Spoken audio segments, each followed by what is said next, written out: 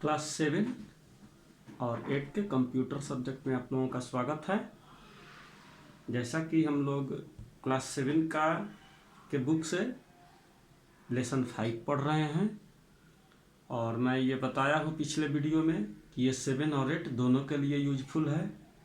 तो इसमें हम लोग पेज नंबर 74 ये पढ़ेंगे। पिछले वीडियो में आप लोग ब्लॉग्स और माइक्रो ब्लॉगिंग साइट्स ट्विटर वगैरह के बारे में पढ़े थे और उसके बारे में समझे थे। आगे आप लोगों को पढ़ना था फॉर्म्स क्या होता है। इसका मैं पीडीएफ भेजा था तो आप लोग देखे होंगे फॉर्म्स के बारे में।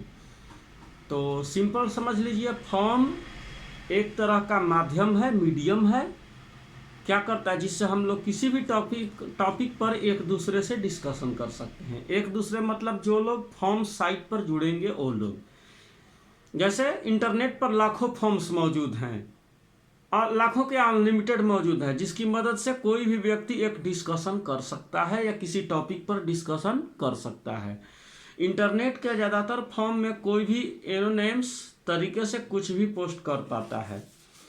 तो इसी में हम लोग देखते हैं, संक्षिप्त में कहेंगे कि फॉर्म्स इंटरनेट पर उपलब्ध एक ऐसा सर्विस है जिसमें दो या दो से अधिक लोग एक साथ में जुड़ के किसी भी टॉपिक पर चर्चा कर सकते हैं, डिस्कशन कर सकते हैं। देखते हैं हम लोग। Forums is the space on internet use to interact and communicate with others.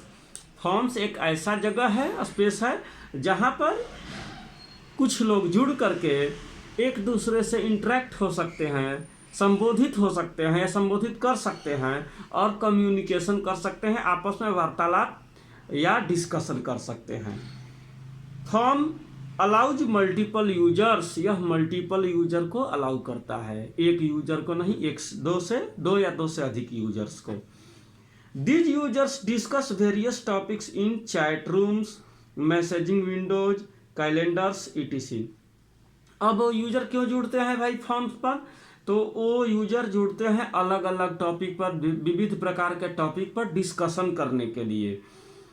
Chat room में, यानी कि जिस जगह से बैठ करके वो अपना डिस्कशन करते हैं उसको चैट रूम कहा जाता है। फॉर्म्स, मैसेजिंग विंडोज और calendars etc। A form starts with categories. Form हमेशा किसी न किसी कैटेगरी से प्रारंभ होता है। With multiple categories form can be divided into different discussion. अलग अलग कैटेगरी में अलग अलग डिस्कशन करने के लिए हम लोग जुड़ सकते हैं।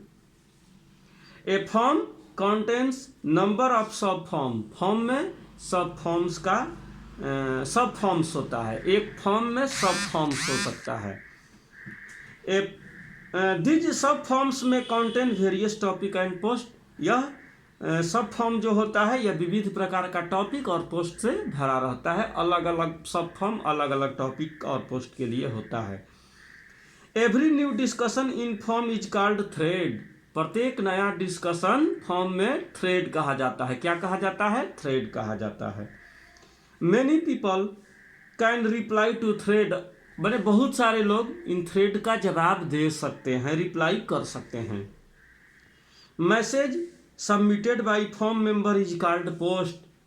सब मेंबर के द्वारा, जो यूजर होते हैं उनके द्वारा जो मैसेज सबमिट किया जाता है उसको पोस्ट कहा जाता है। किसी ने सवाल किया है यूट्यूब पर, मैं आज देखा कि सर ट्विटर पर जो ट्वीट करता है, मैसेज करता है, उसको ट्वीट कहा जाता है। लेकिन फेसबुक पर कोई अगर मैसेज करता है उसको क्या कहा जाता है? तो उसको पोस्ट कहा जाता है। कोई भी आप मैसेज डालते हैं, video post, audio post, text post, तो ये पोस्ट कहा जाता है। मेंबर कैन एडिट और डिलीट दियर ऑन पोस्ट। सदस्य लोग उन पोस्ट को एडिट यानी कुछ बदलाव करके रिपोस्ट कर सकते हैं या उस पहले किए हुए पोस्ट को डिलीट भी कर सकते हैं। यानी कि मेंबर लोग चाहे तो अपने पहले से किए हुए पोस्ट को, तो ऐसा तो फेसबुक में भी होता है, अपने पहले से किए गए पोस्ट या कमेंट में एडिटिंग हम कर सकते हैं, डिलीट भी कर सकते हैं पोस्ट को। Forums give you access to knowledge and help to create knowledge base. Forums जो होता है ये आपके नॉलेज को बढ़ाने के लिए होता है, या आपके पास जो नॉलेज है उसको दूसरों से शेयर करने के लिए, दूसरे से बांटने के लिए किया जाता है। It provides useful and productive information. यह क्या हमें प्रदान करता है? एक दूसरे को यूजफुल, उपयोगी और रचनात्मक इंफॉर्मेशन हमें एक दूसरे को प्रदान करता है। Firms member can have good relationship with each other which में लीड टू फ्रूटफुल आउटकम। यानी कि फर्म्स मेंबर जो होते हैं एक दूसरे में उनका गुड रिलेशनशिप होना चाहिए या होता है, तभी जाकर के अगर एक दूसरे से मनमुटाव हो तो वो लोग क्या एक दूसरे से बातचीत कर सकते हैं, चर्चा कर सकते हैं। फेसबुक व्हाट्सएप ग्रुप में भी सेम ऐसा ही होता है। जिससे हमको झगड़ा है उससे हम लोग चैट करते हैं, जुड़ते हैं, नहीं जुड़ते हैं। तो यही बात है, फॉर्म्स भी एक प्रकार का एक ऐसा स्थान है जिसके माध्यम से हम लोग किसी भी टॉपिक पर डिस्कशन कर सकते हैं, चर्चा कर सकते हैं। और फॉर्म्स में जो मेंबर लोग जो अपने मैसेज को डालते हैं उसको पोस्ट कहा जाता है। अब अगला है वेब फीड या न्यूज फीड। इसको बहुत लोग बोलते हैं वेब फीड या news feed. A web feed is also called as news feed. News feed, web feed को न्यूज फीड के नाम से जाना जाता है। Web feed provides update contents of the frequently visited websites to the user. Web feed क्या करता है? हमेशा अपडेटेड, जिस वेबसाइट पर यूजर लॉगिन करता है या जाता है उस वेबसाइट का updated version, updated news, updated information आपको प्रदान करता है यूजर को। Web feeds enables users to access website without actually visiting website. Web feeds आपको ये सुविधा प्रदान करता है यूजर्स को कि आप बिना ओरिजिनल वेबसाइट पर गए हुए उसके इंफॉर्मेशन को, उस वेबसाइट के इंफॉर्मेशन को एक्सेस कर सकते हैं, यूज कर सकते हैं, देख सकते हैं, समझ सकते हैं। User can read and feed and decide whether he should visit the actual website और move on to next. User ये तय कर सकता है, देखने के बाद, समझने के बाद ये तय कर सकता है कि ओरिजिनल वेबसाइट पर जाना है कि नहीं जाना है, कि अगले वेबसाइट पर, अगले पेज पर चले जाना है। These save users time. इससे यूजर का, उपयोगकर्ता का समय बचता है। These contents are in the form of HTML documents और link to the web page। यह जो कंटेंट होता है यह HTML डॉक्यूमेंट में होता है या वेब पेज के लिंक के रूप में होता है। जैसा कि 7 और 8 में आप लोग HTML, 6 में भी स्टार्ट हुआ था थोड़ा सा HTML पढ़ने को। HTML एक ऐसा लैंग्वेज है जो आपके वेब पेज, जितना भी वेब पेज आप देखते हैं वो HTML web page, HTML language का यूज करके पेज को क्रिएट किया गया रहता है। कैसे? जैसे आप हिंदी लिखते हैं, समझते हैं, सुनते हैं तो उसमें व्याकरण कहीं ना कहीं होता है। अंग्रेजी सुनते समझते हैं तो उसमें व्याकरण होता है। संस्कृत में भी व्याकरण होता है। ठीक उसी तरह से उसी व्याकरण, उसी भाषा का यूज करके हम लोग हिंदी का पेज या कुछ लेख लिखते हैं। ठीक उसी तरह से कंप्यूटर में जितने वेबसाइट को हम लोग ओपन करते हैं, वेब पेजों को ओपन करते हैं, वो वेब पेज कहीं ना कहीं HTML लैंग्वेज का यूज करके क्रिएट किया गया रहता है। प्रत्येक वेब पेज को क्रिएट करने में HTML लैंग्वेज का योगदान होता है। बिना HTML लैंग्वेज जाने समझे आप वेब पेज को क्रिएट नहीं कर सकते हैं। तो HTML आप लोगों को मिलेगा, जो लोग नहीं पढ़े होंगे HTML पढ़ने को मिलेगा। HTML यहाँ पर दिखाया है कि आप ओरिजिनल वेबसाइट पर बिना गए हुए उसके कंटेंट को देख सकते हैं। वो वेबसाइट या तो HTML डॉक्यूमेंट या उससे लिंक किया हुआ कोई वेब पेज हो सकता है।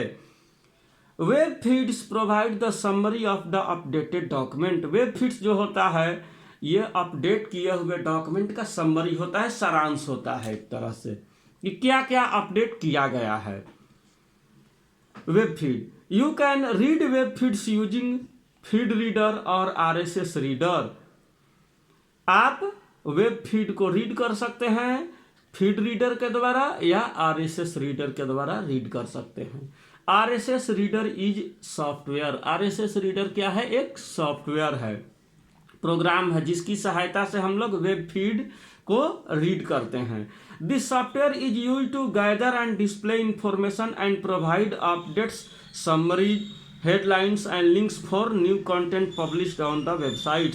यह सॉफ्टवेयर क्या करता है, यह जो संबंधित जो वेबसाइट होता है जिसका इंफॉर्मेशन हम लोग देखना चाहते हैं, जिसका अपडेट देखना चाहते हैं, हेडलाइंस देखना चाहते हैं, लिंक देखना चाहते हैं, उससे रिलेटेड ये इंफॉर्मेशन को गैदर करता है, इकट्ठा करता है और यूजर तक पहुंचा देता है बिना ओरिजिनल वेबसाइट पर गए हुए। Most frequently used feed readers are Google Reader. कुछ ज़्यादातर यूज होने वाले वेब फीड रीडर हैं जो गूगल रीडर, जिनका नाम है feed reader 3, FeedDemon, Bloglines etc. Feed readers are also known as aggregator. Feed readers को हम लोग एग्रीगेटर के नाम से भी जानते हैं।